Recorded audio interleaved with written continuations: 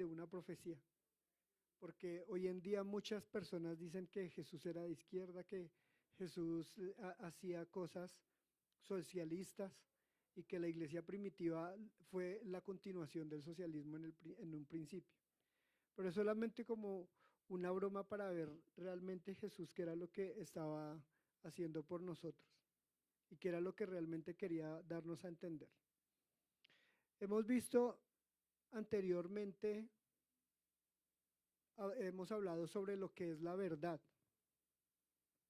Hablamos sobre un instrumento que se llamaba centro de verdad y sobre cómo podía haber eh, una desviación hacia la izquierda o hacia la derecha que nos podría hacer eh, entender mal lo que la palabra realmente nos quiere decir.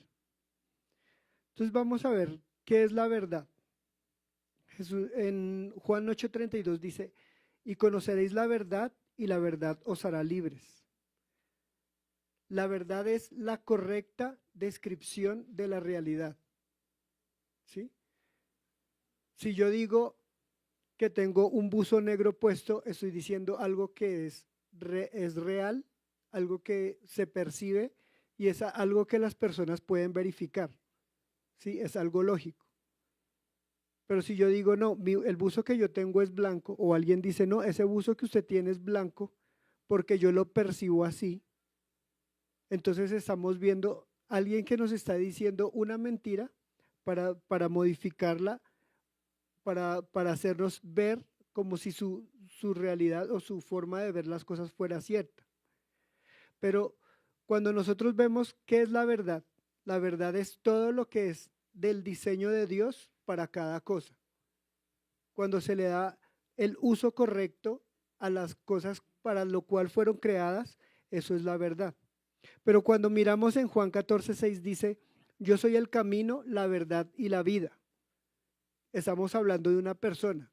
Jesús es la verdad. Y en Juan 16:13 dice, pero cuando venga el Espíritu de verdad, Él os guiará a toda la verdad. Y ahí está hablando del Espíritu Santo. Entonces, nos está diciendo que el Espíritu Santo es la verdad. O sea, en conclusión, Dios es la verdad.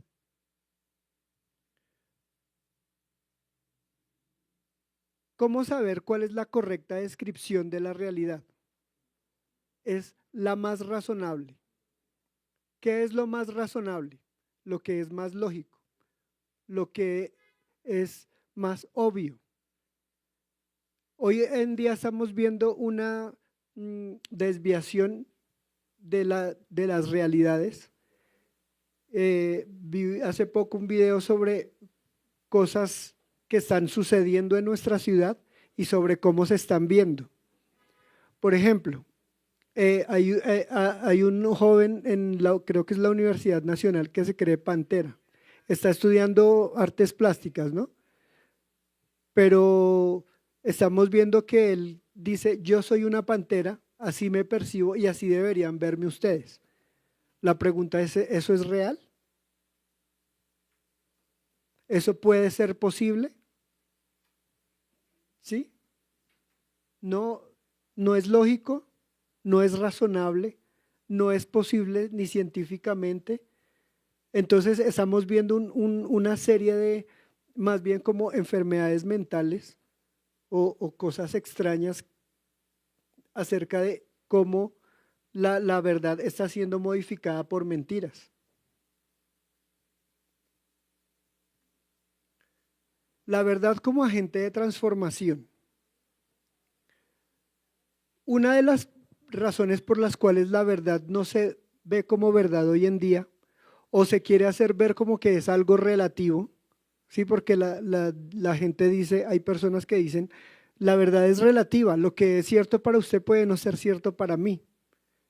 Lo que usted cree puede que yo no lo crea y no sea tan verdadero como para yo creerlo. ¿Sí? Y esa mentira entró cuando el hombre pecó. Cuando nosotros miramos lo que la serpiente le dijo a Eva, le dijo, Dios sabe que cuando ustedes coman del fruto, van a ser como Dios, conociendo el bien y el mal. Ahora, después de que ellos comieron del fruto del bien y del mal, ¿el ser humano se volvió como Dios? No. Se encontraron fue con otra realidad, que se habían alejado de Dios, que habían pecado y que habían roto su comunión con Dios. En Juan 3:19 dice, esta es la condenación, que la luz vino al mundo y los hombres amaron más las tinieblas que la luz, porque sus obras eran malas. Y es una realidad que podemos ver hoy en día. Hoy en día vemos que las personas aman más las tinieblas y aman más la mentira que la verdad de Cristo. Y se sienten incómodas cuando uno los confronta con la verdad de Cristo. Ahora, mediante este evangelio se restringe el poder de la maldad y se conoce la verdad y se crece en la verdad. Solamente cuando nosotros tenemos comunión con la verdad, que como vimos anteriormente es Cristo, es que nosotros podemos crecer en lo que es la verdad. Para que pueda existir transformación en el individuo y en la nación, ambos deben conocer las leyes morales de Dios.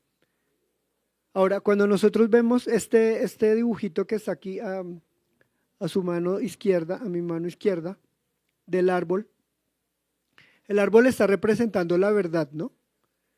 Y alrededor de ellas hay dos frutos de esa verdad. Una es la libertad interna y otra es la libertad externa. Entre más libertad interna tengamos, entre más nosotros nos podamos autogobernarnos, más libertad vamos a tener.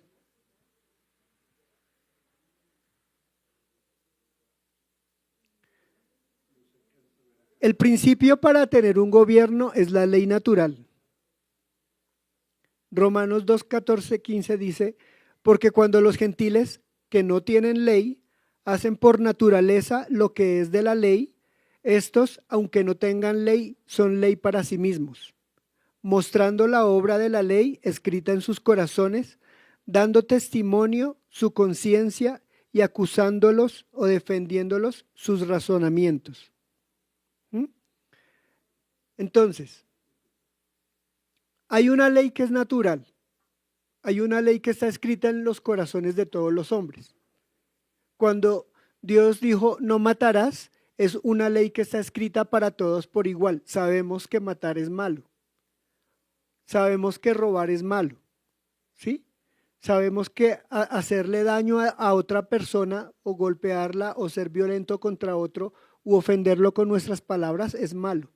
Es algo que ya está escrito y es inherente al ser humano, ¿sí? Pero, ¿qué pasa? Cuando yo decido hacer eso que yo sé que es malo, estoy quebrantando esa ley natural, ¿sí?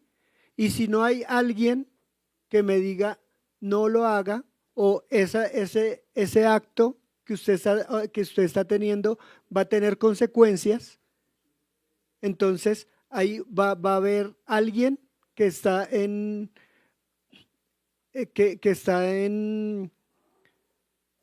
¿cómo se dice? Que está haciendo menos que la otra persona, ¿sí? Pero todas las personas tienen esa ley en sus corazones. No es una ley que está escrita en papeles, no es una escrita que está en piedra, es una ley que está antes de los 10 mandamientos de Moisés. Y nosotros todos la tenemos escrita en nuestros corazones. ¿Para qué está esa ley? Eclesiastés 3:11 dice, todo lo hizo hermoso en su tiempo y ha puesto eternidad en el corazón de ellos, sin que alcance el hombre a entender la obra que ha hecho Dios desde el principio hasta el fin.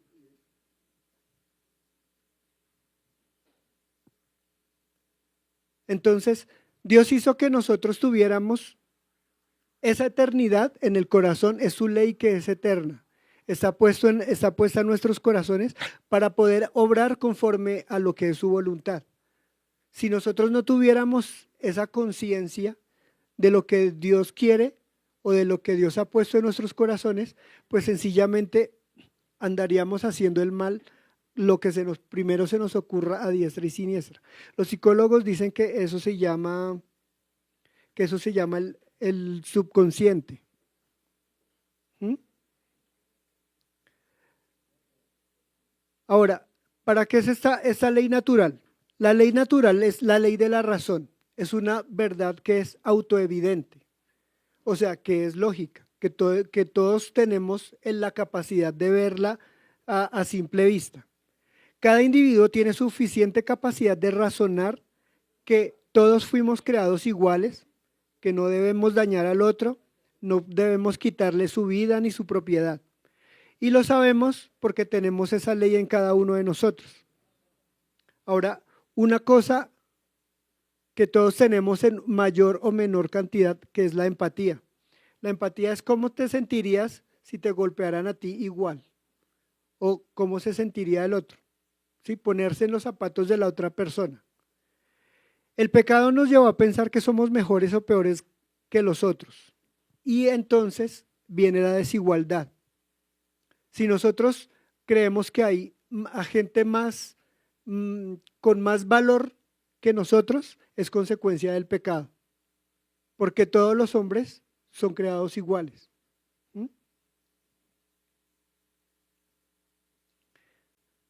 La ley natural es base para dos cosas, para la ley física por un lado y para la ley moral por el otro. ¿Sí? Entonces, una de las leyes físicas es la ley de la gravedad. ¿Qué dice la ley de la gravedad? ¿Alguien sabe cómo está formulada la ley de la gravedad? Que todas las cosas están atraídas hacia un centro, ¿sí? O más popularmente, todo lo que sube tiene que bajar, ¿sí? Esa es la ley física, la ley de la gravedad. Ahora, violar la ley física trae daños físicos inmediatos. Entonces, yo voy a decir, voy a violar la ley de la gravedad. Me voy a tirar desde un edificio para ver si puedo volar. ¿Qué va a pasar? ¿Me puedo matar? Lo mínimo que me puede pasar es que me rompan las piernas, ¿sí? La columna. Y entonces, esto trae daños físicos inmediatos, si yo me atrevo a tratar de romper esa ley. Pero también, cuando yo la sé utilizar, nos puede ayudar en medicina, en astronomía, en agricultura y en todas las ciencias, ¿sí? Nos ayuda a mejorar en muchas cosas. ¿Sí? Entonces, la ley de la gravedad en medicina, ¿cómo se utilizaría? Si usted está mucho tiempo de pie, entonces la sangre puede que le baje a las piernas y no le suba, y entonces comienzan a engordarse las venitas y toda esa cuestión. ¿Sí? Entonces se inventaron las medias de compresión para hacer que la sangre suba nuevamente. ¿Sí? Es una ley natural. Pero ahora, ¿cómo afecta esa ley natural la ley moral? Entonces, amar a Dios, amarse a uno mismo y amar al prójimo. ¿Sí? Es el resumen que en Juan dice, ¿en qué se resume la ley y los profetas? En amar a Dios, amar al prójimo y amarse a uno mismo. Violar esas leyes morales trae daños morales inmediatos. O sea, no se ven de una vez, sino que empiezan a dañar progresivamente las cosas. ¿Sí? Si yo soy una persona violenta o una persona grosera, ¿qué va a pasar con las personas que están alrededor de mí? Se van a empezar a alejar poco a poco de mí, ¿sí? Y voy a empezar a dañar mis relaciones poco a poco con los más próximos, que son mi familia, y después con los vecinos, y después voy a tener problemas ya sociales más grandes. Entonces, estas leyes morales afectan tanto al individuo como a la familia, como a la iglesia, como al gobierno civil. ¿Sí? Todo lo que el individuo hace afecta a todas las personas que lo rodean en sociedad. La ley natural es la ley del amor. Entonces, lo que decía en Lucas, lo que dice en Lucas 10, 25 al 27, lo que yo les estaba comentando hace un momento. Aquí un intérprete de la ley se levantó y dijo para probarle: Maestro, ¿haciendo qué cosa heredaré la vida eterna? Él le dijo: ¿qué está escrito en la ley? ¿Cómo lees? Y aquel respondiendo dijo: amarás al Señor tu Dios con todo tu corazón, con toda tu alma, con todas tus fuerzas y con toda tu mente, y a tu prójimo como a ti, como a sí mismo. Cuando nosotros leemos el versículo siguiente, Jesús le responde, bien has dicho, ve y haz eso. ¿En qué se resume toda la ley y los profetas? En amar a Dios con toda tu mente, con todo tu corazón y en amar al prójimo como a sí mismo. Nosotros fuimos diseñados para amar. La ley de Dios se resume en amor. Y cuando el hombre actúa en contra de la ley del amor, se hace daño a sí mismo. ¿Mm? La primer ley natural que está escrita en nuestros corazones o que está para nosotros es la ley del amor. Es la manera en que nosotros mostramos a los demás que realmente Dios está con nosotros.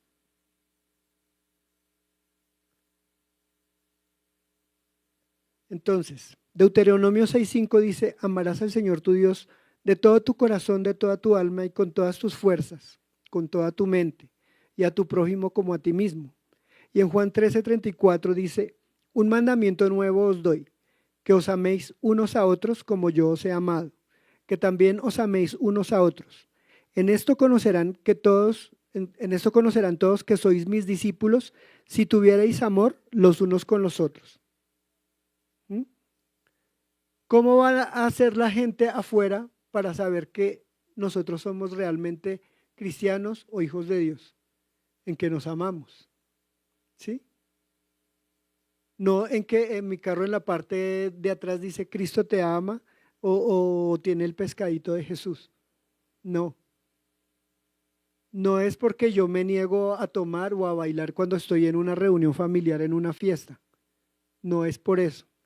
Es por la manera en que yo hago sentir a la persona que está al lado mío.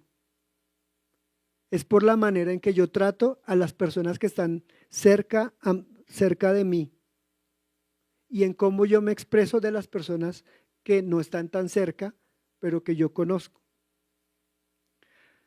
¿Cómo gobernar a alguien que ha sido creado, que ha sido por amor creado libre? Todos los hombres hemos sido creados libres por amor. Y lo que nosotros debemos perseguir es tratar de hacer que la libertad de nosotros crezca. ¿Mm? Entonces, vamos a ver, en la ley física tenemos una ley que vimos ahorita que era la ley de la gravedad. Esa ley tiene una causa y tiene un efecto. ¿Sí? Todas las cosas tienen una causa y todas las cosas tienen un efecto. Eso está en las leyes de la naturaleza. ¿Sí? Y eso se evidencia y afecta a los reinos mineral, vegetal y animal. Es decir, a todas las cosas que yo puedo tocar, ver, oler, a todas ellas les afectan las leyes físicas. ¿Mm? La ley moral, que es amar a Dios, a ti mismo y al prójimo, viene de un razonamiento de la verdad y de despertar mi conciencia. En todo lo que yo hago, en la manera en cómo yo hablo y en la manera en cómo yo reflexiono acerca de mi relación con las demás personas. Esta ley moral afecta la mente, la voluntad y las emociones. Y esta ley moral afecta en el reino de Dios.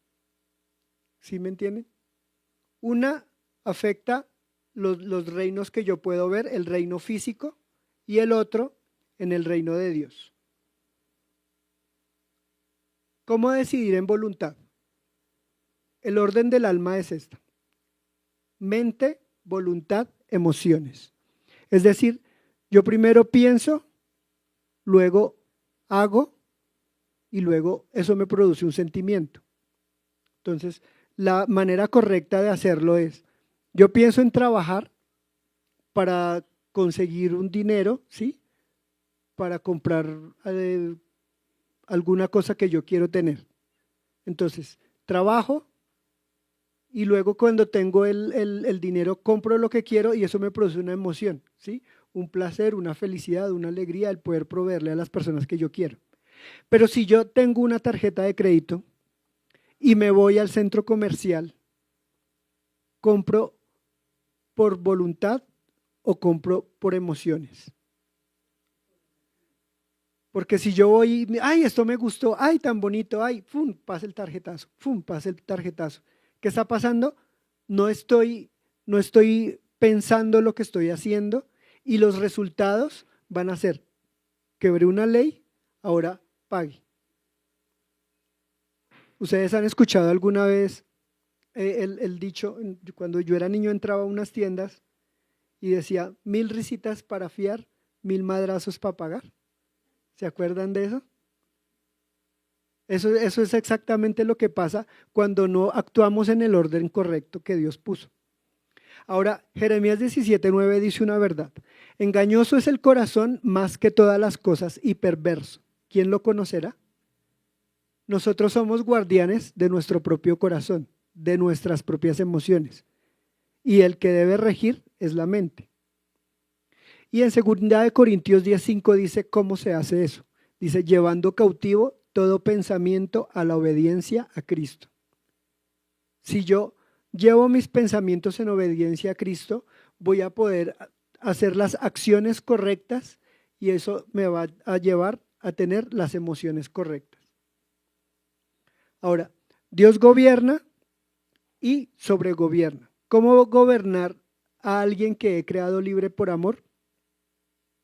Dios puede hacerse esa pregunta. ¿Cómo voy a gobernar a alguien que yo creé por amor? Siendo libre. Con el poder de elegir si me sigue o no me sigue. Y es por medio de las leyes morales. Entonces, estas leyes surgen de Dios por la ley natural, por razonar la verdad. Entonces el hombre se sentó y pensó, ¿qué pasaría si yo le hago daño al vecino? Entonces, claro, toda su familia se va a venir contra mí y luego mi familia se va a venir contra ellos y vamos a iniciar una guerra. No, entonces mejor no hagamos nada en contra del vecino. ¿Qué pasaría si yo le quito algo a mi vecino? ¿Qué pasaría si yo hago el mal en contra o hablo mal de mi hermano? ¿Sí? Razonamos la verdad, pero esas leyes que están escritas en nuestro corazón son de obediencia voluntaria. Yo decido si las obedezco o no las obedezco. Y es por eso que nosotros vemos hoy en día noticias como la de este señor que abusó de niños de 3 años, como de 20, 30 niños, y además de eso en el juicio dice, no, yo soy inocente. Sí, pobrecito él antes, porque decidimos o él decidió hacer el mal conociendo que era algo malo. Entonces, esa obediencia a estas leyes no son forzadas, no es obligatorio. No hay un mundo programado. O sea, Dios no dijo, todos van a hacer el bien. No, Dios dijo, ustedes van a escoger si delante de ustedes está el bien y la bendición o está el mal y la maldición. O sea, la consecuencia de la causa. El fin es la libertad del individuo, las naciones y las generaciones. Cada vez que yo decido hacer lo bueno, voy a crear más libertad. Voy a poder hacer más las cosas que yo quiero hacer en la libertad que Dios me dio, siempre y cuando sean buenas. Y más adelante vamos a hablar un poco más acerca de esto. Y estas leyes son practicables, son universales, son inalterables y son imparciales. Es decir, afectan a todos, son fáciles de hacer, ¿sí? Fáciles de practicar. Todos en toda parte del mundo, en cualquier tribu o en cualquier pueblo o en cualquier nación, van a saber que se pueden y se deben hacer de esa manera. No cambian y son justas para todos. Ahora, la ley de Dios es la ley natural. La naturaleza de Dios es, Él es quien es, ¿no? Lo que es. La naturaleza intrínseca de Dios que son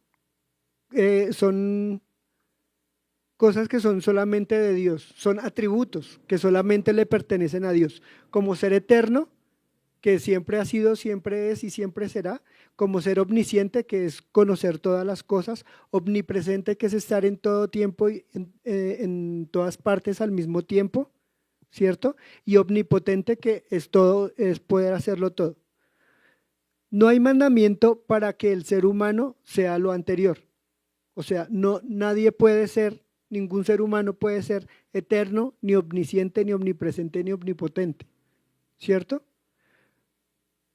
Nuestras almas son eternas porque no tienen fin, pero sí tuvieron un principio, mientras que Dios no tuvo principio, ¿cierto? Nuestra fe es debido a lo que Dios es, a esos atributos que Dios tiene, por eso es que nosotros creemos en Él. Y el carácter de Dios es lo que Él decide ser. Dios no está obligado a tener estas características, no está obligado a ser amoroso con nosotros o a ser veraz o a ser justo, misericordioso y fiel. Sin embargo, Él decide serlo y siempre es con nosotros misericordioso, veraz, justo, amoroso y fiel, todo el tiempo. Y cuando nosotros vemos estas cualidades, entonces nosotros decidimos, quiero llegar a ser como Cristo, a tener estas cualidades de carácter. Si yo sirvo a un Dios que es amoroso, entonces yo también debo amar o debo decidir amar. Si yo veo que Dios es veraz, entonces yo debo también decir siempre la verdad. Y si yo veo que Dios es justo, entonces debo practicar la justicia y la misericordia y la fidelidad. ¿Sí? ¿En qué medida nosotros practicamos esto? Estas características de Dios dentro de nuestra propia vida.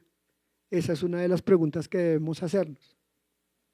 Ahora, toda esta introducción acerca de la ley natural para llevarnos por fin a lo que es gobierno.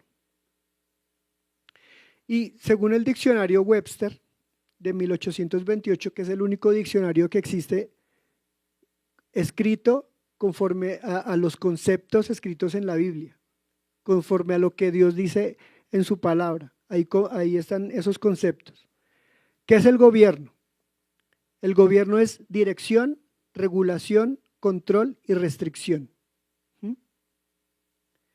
Estos son 4 niveles del gobierno que nosotros debemos tener siempre presentes. ¿Qué hace el gobierno? Dirige. ¿Hacia dónde va una sociedad o hacia dónde va el individuo? Regula. ¿Qué tanto de qué cosas puede tener una persona? Controla a través de las leyes y también restringe. Restringe las libertades. ¿Qué es lo que puede hacer una persona o no puede hacer? Ahora, el primer gobierno que nosotros debemos tener en cuenta es el autogobierno. El gobierno que yo me hago a mí mismo. Si usted logra gobernarse, en Santiago dice, no hay un hombre que sea más fuerte que aquel que pueda refrenar su lengua, ¿cierto? Si usted logra dominarse en todos los aspectos, entonces va a poder vivir en libertad. Hay senadores que dicen, a mí me han preguntado sobre por qué yo no he pasado proyectos de ley.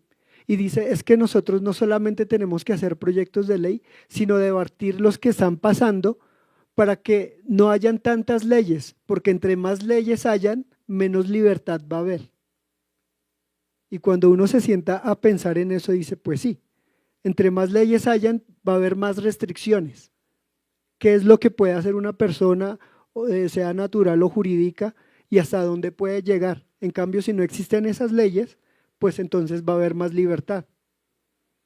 Libertad es conocer la verdad y poder decidir obedecerla o desobedecerla, siendo responsable con las consecuencias de aquella decisión. Entonces, esta persona que decide robar o que decide matar o que decide hacer lo malo, debe asumir las consecuencias de sus actos. Debe saber que esos actos tienen una consecuencia y debe haber justicia. Por amor, Dios creó al hombre con libertad y fue diseñado para autogobernarse. Vamos a ver un momento la cita, las citas bíblicas. En Génesis 1:26.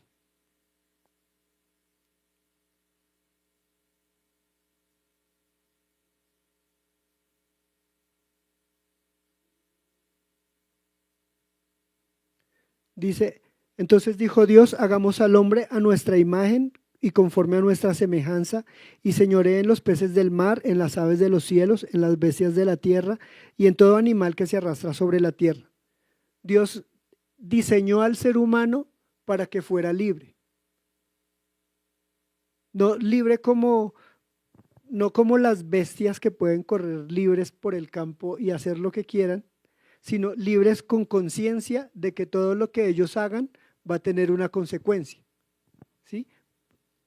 Es libre para autogobernarse, es libre para organizarse, es libre para poder progresar y hacer de la sociedad un lugar mejor. Ahora, autogobernarse es obedecer voluntariamente la verdad, es por sí mismo someterse al señorío de Cristo, es el consentimiento del gobierno de Jesucristo en mí. Cuando yo soy consciente de que es Dios el quien me gobierna, de que es Dios el que debe ponerme ese control y esa restricción sobre las cosas que yo tengo en mi vida, entonces yo voy a poder tener mayores libertades, ¿cierto? Dice en Juan 8:32, y conoceréis la verdad y la verdad os hará libres. Pero como vimos en el principio, ¿quién es la verdad? Dios. Entonces, si nosotros conocemos a Dios, Dios nos va a liberar. Es la única manera. La única manera de poder vivir en autogobierno es con Dios. No hay otra manera. Por más que yo sea tal vez moralmente correcto, si no tengo a Dios, voy a terminar desviándome y voy a terminar haciendo el mal. Pensar como Dios piensa. La vez pasada, don Jesús había hablado acerca de pensar como Dios piensa y que Dios piensa en individuos, naciones y generaciones. ¿Sí se acuerdan? Ahora, lo interno causa lo externo. Esa es la manera correcta como Dios siempre actúa. No todas las cosas que Dios hace se ven de inmediato. Antes de que hubiera un Moisés que levantó que levantó una vara y que se hizo serpiente, o que la levantara y se abriera el mar rojo, y que hizo todas estas maravillas, que hizo que cayera granizo del cielo, que se volviera fuego, y que a lo último hizo que se murieran los primogénitos de un pueblo. Antes de todo eso, había un hombre que era de muy mal carácter. Era tan de mal carácter que mató a otro y huyó. No se hizo justicia. ¿Sí? ¿Y quién vio todo ese proceso que vivió Moisés? Nadie. Nadie, no había una cámara escondida viendo a Moisés siendo criado como un rey, pero al final descubrir que fue adoptado y después tratar de identificarse con los suyos, y al defenderlo matar a un egipcio, y todo eso que él estaba sintiendo adentro, todo eso fue un proceso que Dios hizo con Moisés, ellos dos solos, para que al final él pudiera ser, dice la Biblia, el hombre más manso de la tierra. Todo lo que interno causa lo externo. Todo ese proceso interno que vivió Moisés hizo que él fuera esa persona que liberara más adelante al pueblo de Israel. Dios trabaja individualmente, internamente, invisiblemente e imperceptiblemente. ¿Sí? La palabra dice, Dios formó al hombre en el vientre de su madre, o Dios forma al hombre en el vientre de su madre, ¿y quién lo ve? ¿Quién puede ver cómo se unen las células, cómo van creciendo? Ahora tal vez con la ciencia hay formas, ¿cierto? De ver cómo hace eso, pero no hay no hay razones, o sea, para uno sigue siendo una maravilla ver cómo va creciendo un ser humano dentro de otro ser humano, ¿cierto?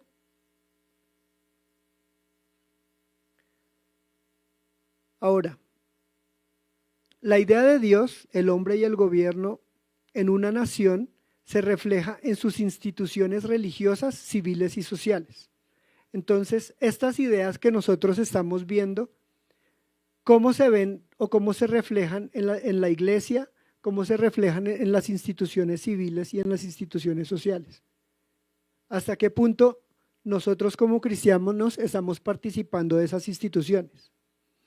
Es pensar en términos de qué o quién está en control y así poder ver hacia dónde se pretende orientar una nación, lo cual refleja la filosofía de la educación. Eso es pensar gubernamentalmente. ¿Quién está en control? ¿Quién tiene el control de la nación hoy en día? ¿Qué espíritus tienen ese control? ¿Qué es lo que se está moviendo detrás de lo que nosotros podemos ver? El mecanismo del gobierno es este: autoridad y obediencia. ¿Cómo se gobierna? Alguien en autoridad hace que otro en obediencia le obedezca, ¿cierto?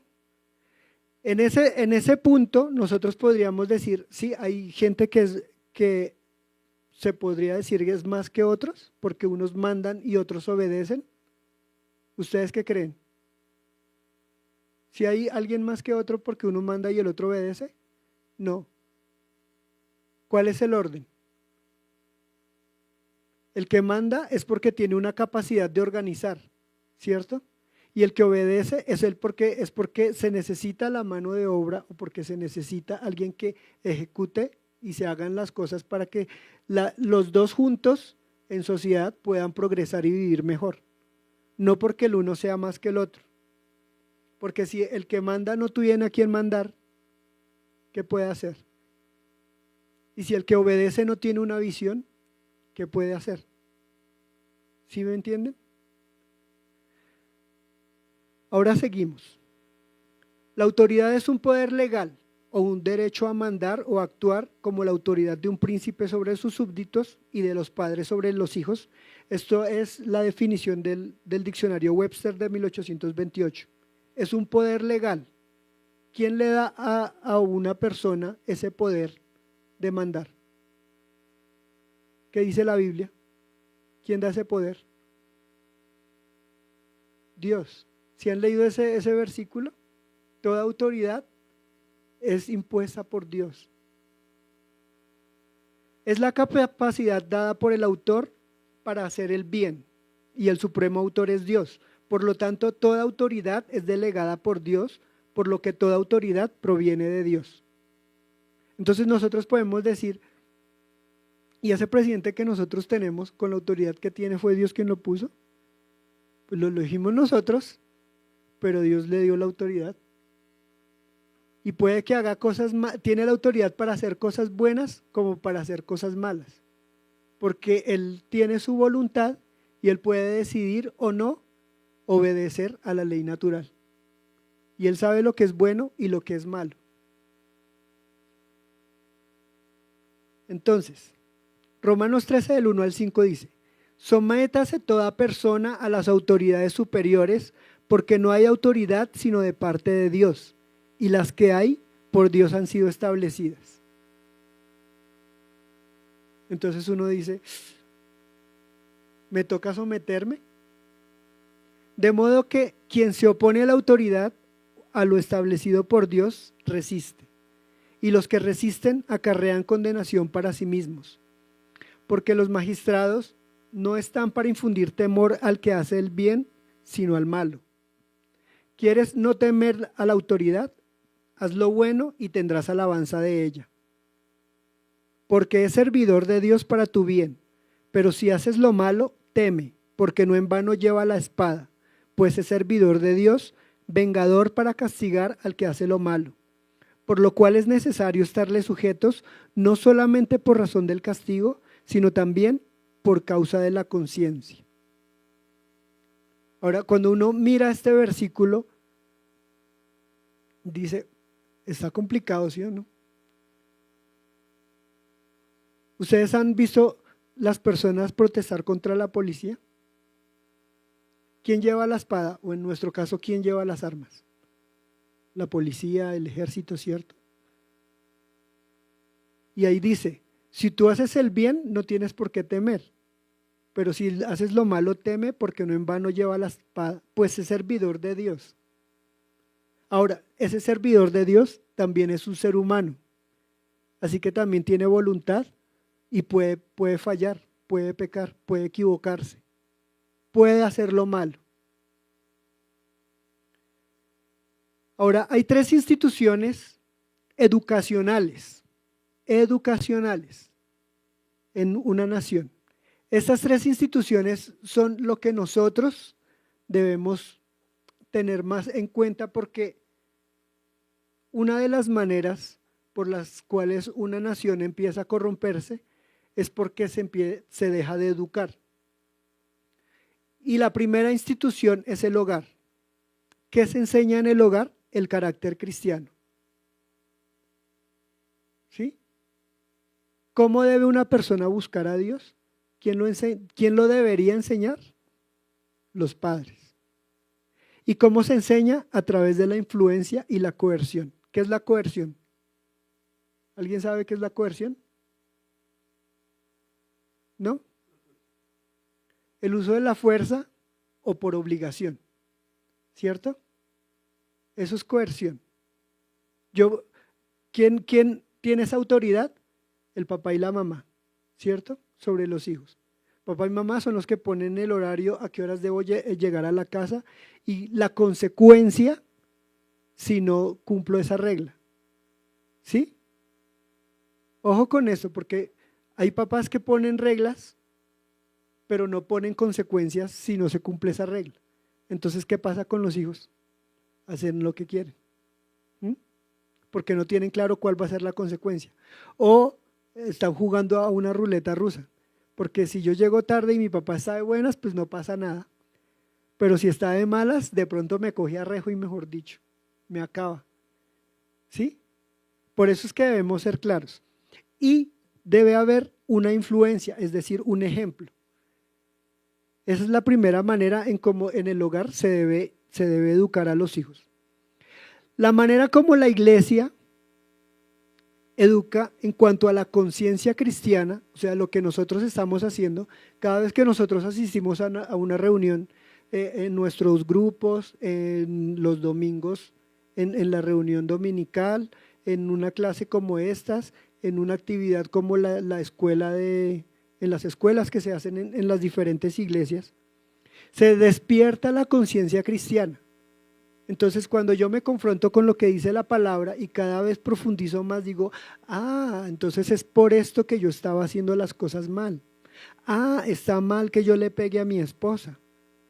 Por eso es que es tan rebelde conmigo. ¿Sí? Es la iglesia la que debe despertar esa conciencia.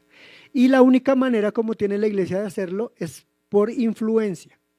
Entonces, si nosotros somos líderes dentro de la iglesia, de algún centro de servicio, de algún grupo, tenemos a alguien a nuestro alrededor a quien debemos enseñarle, nuestro objetivo es despertar su conciencia por influencia. ¿Y por influencia es qué?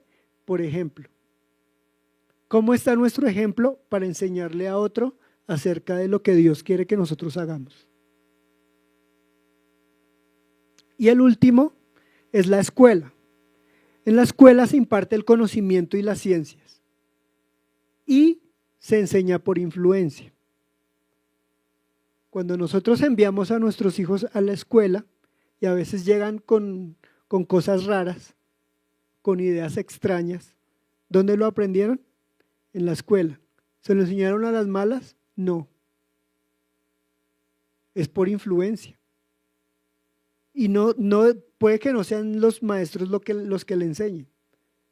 Puede que sean los otros compañeros de los que aprenda esas cosas.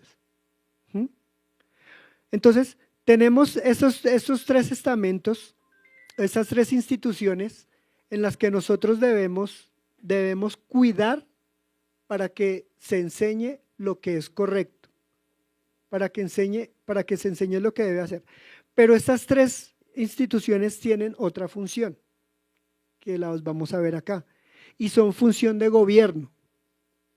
Son función de gobierno.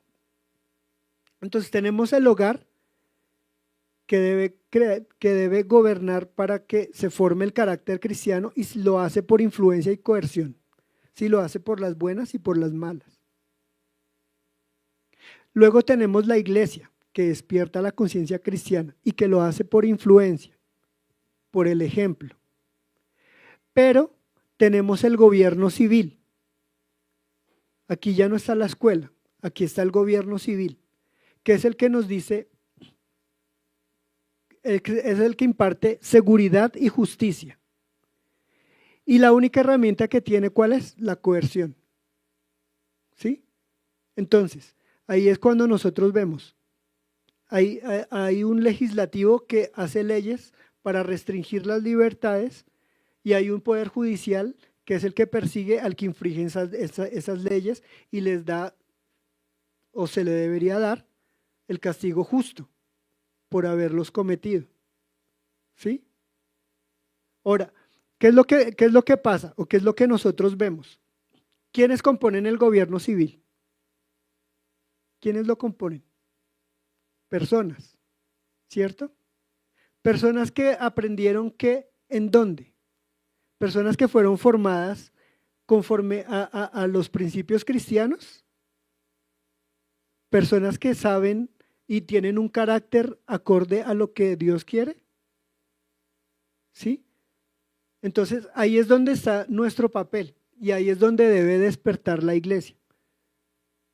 Toda la iglesia, no solamente nosotros como institución, sino a nivel nacional.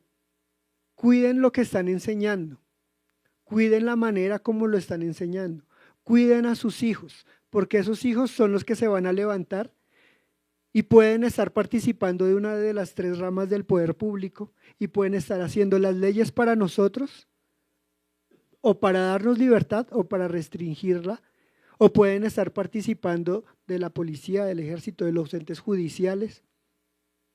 ¿Sí? Y lo van a hacer bien o lo van a hacer mal de acuerdo a los principios que en los hogares y en la iglesia se les haya dado. Y ese es el camino, que es un camino largo para que nuestra nación tenga esos cambios que nosotros queremos ver. La única manera es enseñar, la única manera es educar. Ahora, ¿hay otros medios? Sí, los hay, que los vamos a ver después con don Jesús. Hay otras maneras de tal vez facilitar que estos cambios ocurran, sí. Pero no hay mejor manera que haciendo que la gente esté expuesta ante la verdad de Dios. Y cuando ellos vean, sí, estoy mal, tengo que cambiar, va a ocurrir ese cambio en las personas individualmente, en los hogares, y van a constituir iglesias fuertes y por último gobiernos civiles que sean ejemplo. Y eso es lo que nosotros queremos que pase. Entonces, para finalizar, vamos a tener esas preguntas de reflexión como tarea. ¿Cuál es el papel como cristiano para actuar en las tres instituciones gubernamentales de la nación? ¿Cuál es el papel que nosotros tenemos como cristianos? Y escribir puntualmente cómo debemos actuar como cristianos en cada una de ellas. ¿Cómo vamos a actuar como cristianos en el hogar para influir en nuestros hijos? ¿Cómo vamos a actuar como cristianos en la iglesia para influir a las personas que están a nuestro alrededor? ¿Cómo vamos a actuar como cristianos en el gobierno civil? Nosotros estamos fallando como iglesia en el gobierno civil en que no participamos. Si no votamos, estamos eligiendo al más malo. Y si no participamos en las formas de participación, que hay 1000 formas de participar, en las alcaldías locales, en las juntas de acción comunal, en la reunión del conjunto, la reunión del conjunto que tanta pereza nos da asistir a veces. Pero si no empezamos a influenciar en esas pequeñas cosas, entonces no vamos a poder hacer lo que es grande. Tenemos que empezar por lo pequeño, por lo que está a nuestro alrededor. ¿Listo? Entonces, muchas gracias por haber venido esta noche. ¿Tienen alguna pregunta? ¿Hay preguntas de pronto acá en el chat?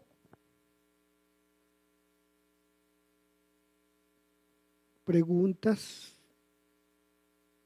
No. Bueno, entonces muchas gracias y nos vemos dentro de 15 días.